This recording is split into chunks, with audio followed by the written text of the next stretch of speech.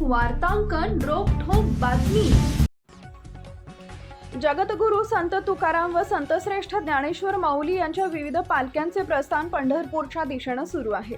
लाखोंच्या संख्येने भाविक पालखी सोहळ्यात सहभागी झालेत। याच भाविकांना चांगल्या सेवा सुविधा देण्यासाठी नगरपालिकेने वाखरी पालखी तळ भक्तिसागर 65 एकरात स्वच्छता मोहीम राबवली आहे। तसेच पंढरपुरात परिसरात अत्यावश्यक सेवा सुविधा उपलब्ध करून देण्यात येत आहेत।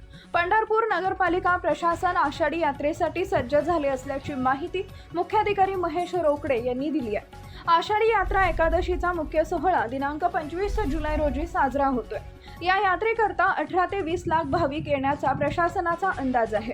त्यानुसार प्रशासनाने नियोजन करून तयारी सुरू केली आहे। अतिक्रमणे काढत भाविकांना वाट मोकळी करून देण्यात आली आहे। तर पाणी पुरवठा, वीज, आरोग्य सुविधा तसेच स्वच्छता मोहीम राबवण्यात येते आहे। वाखरी पालखी तळ इथं सर्वच मानाच्या पालखीचा मुक्काम असतो, त्यामुळे या ठिकाणी मोठ्या प्रमाणात भाविकांची गर्दी असते।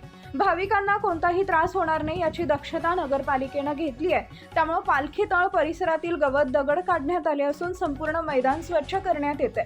तसेच मुर्मीकरण करून रोलरद्वारे सपाटीकरणाची कामे सुरू आहेत। परिसरातील झाडांना रंग देण्याचे काम देखील सुरू आहे। संपूर्ण परिसरातील काटेरी झाडे झुडपे जेसीबीच्या सहाय्याने काढण्यात येत आहेत। याकरता ट्रॅक्टर फळीच्या सहाय्याने लेवलिंग करण्यात येते।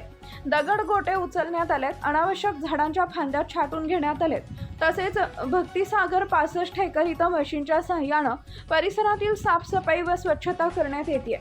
प्लॉटला नंबरिंग करणे, कायमस्वरूपी शौचालय दुरुस्तीची कामे युद्धपातळीवर सुरू आहेत।